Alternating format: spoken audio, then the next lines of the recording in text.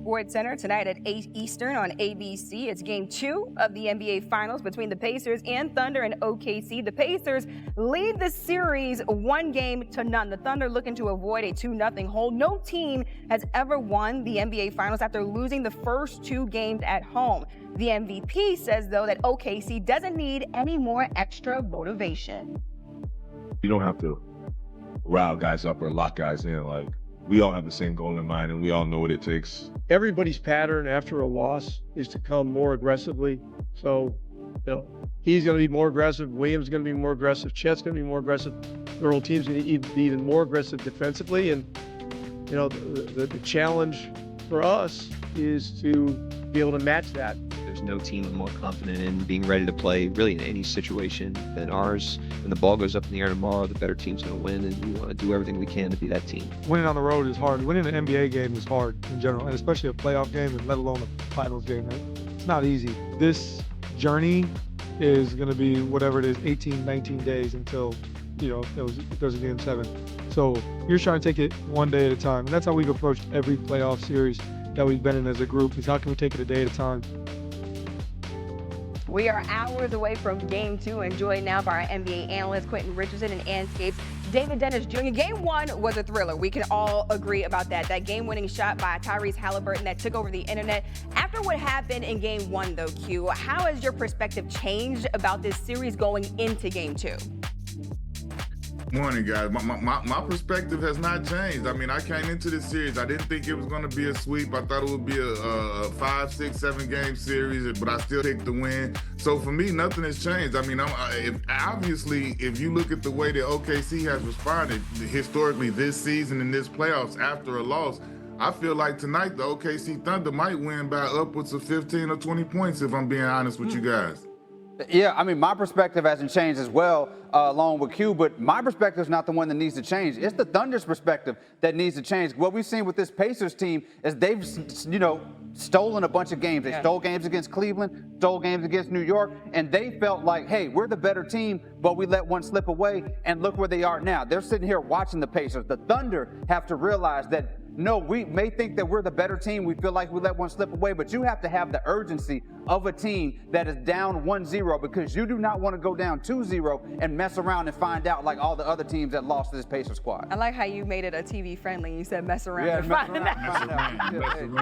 He was quick with that one. Exactly. He was quick with that one. The Pacers proved once again in game 1 that the game is never over until it's over. It was the 5th time in this year's playoffs that Indiana came back from at least 15 down to win a game. It was the 10th time in the league overall. It was also the most in a single postseason since 1998. So Q, how do you explain the amount of comebacks that we've seen this season in the NBA? 3-point shooting, Amina. The 3-point ball has become the ultimate. We can get back in the game. And even if you look at this game, the Pacers made 6 threes in the 4th quarter compared to the Thunder's 0. That's 18-0 off 3-pointers. So, I mean, now this generation with the analytics coming and exploding and everybody saying this either should be a layup or a 3 and guys running for threes on a fast break, and just the volume of 3-point shooters from top to bottom on the team. That's the ultimate equalizer now. You could be down 15, down 20 points, and you can make 4 or 5 threes and be right back in the game. So that's just the new generation and how often we shooting threes now. Yeah, that's a big part of it, but also I think it's the era that we're in. It's the changing of the guard. We're in the post-dynasty, post-greatness era, post-LeBron, post-Steph. We're watching these young teams learn how to win in real time. They're trying to figure it out. So you have these lapses where you blow leads, or you may be up 2-0 and go on the road in game 3 and lose by 40 points like the Thunder doing. These are young teams learning how to put teams away, how to figure out how to tamp out runs, and how to really assert their dominance. So as we're going to get to these points where they get greater, they're going to hold on to these leads a lot more. But right now, some of these leads are going to slip away. Some of these series leads are going to slip away as they're trying to figure out how to be great and how to be future dynasties in the NBA. Yeah, the in-game adjustments have been absolutely incredible in the regular season and in the postseason. David Dennis Jr. and Q getting you ready for game 2 of the NBA Finals. All right, hit the latest game winner in a finals game since Michael Jordan against the Jazz in game 1 of the 1997 Finals. Had to dig into archives for that one. And then Our Brian Windhorst is live with us now from OKC, and Shai Gilgeous-Alexander scored 38 points in Game 1. However, it took him 30 shots to get there. What potential changes could we see in Game 2 from SGA, Wendy? Yeah, it was a good Shai game, but it was not a great Shai game. And look, during the regular season, Amina, he took 30 shots in a game 3 total times. He's done it twice in his last 3 games. And he also want to point out, he had 3 assists in Game 1. That was his lowest of any game in the playoffs thus far. So look, he's the leading scorer in the league. He's going to put up shots. He's going to put up points. But they didn't have a great distribution on offense in this game. And it would not surprise me if you saw Shai looking to set up his teammates a little bit more, take a couple fewer shots after the trend that's happened the last few games. Yeah, definitely expecting SGA to be more efficient in Game 2. Meanwhile, the Pacers are 7-0 in Games 1 and 2 of this year's playoffs. What did Tyrese Halliburton say about their success early on in this series? Yeah, that 7-0 record sounds pretty impressive, and then you hear that 5 of those games have been on the road.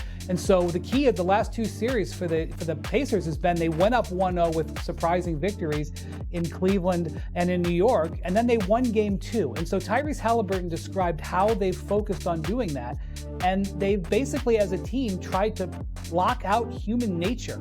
They've said to each other in meetings and in the locker room, let's not listen to what our friends and family say about the history when you get up 1 or 2-0 in a series. Let's not listen to what social media or ESPN says about what it means when you win the first couple of games on the road, and try to focus on acting like you're behind. That sounds like a pretty basic game plan, but whatever they're doing, it's been working, and they're going to try to do something we've only seen a few teams in NBA history ever do, which is go up 2-0 in a series on the road 3 consecutive times. And Wendy, I want to get your opinion on this. The Pacers underdogs going into Game 1, also underdogs going into Game 2 tonight. When you take a look at this Pacers team, why do people keep underestimating them based off of what we've seen, not only in the playoffs, but also in the regular season? Because, Amina, they believe that their play in these comebacks is fluky. And certainly there are instances where you could look at this run and say, yeah, there's some flukes involved. But how many times in a row does a team have to, outplay its opposition on the road in the fourth quarter before you recognize it's their character? It's not a fluke. And here we go again tonight with another opportunity to prove it. Yeah, that's definitely in Indiana's DNA at this point. Pacers 13-0 when they score at least 110 points in this year's playoffs, 0-4 when they don't. Brian Windhorst live with us from Oakland. Well, a chance to win it. Coach, trust us in those moments to not call timeouts. Trust me in those moments, just trying to make a play. Halliburton driving, pulls up, jump shot. He's not afraid of the moment. He is the moment. And Indiana takes Game 1. We never think the game is over, never. We keep believing, and we stay together. Yeah, we've seen that movie before. I bet Knicks fans are having PTSD right now.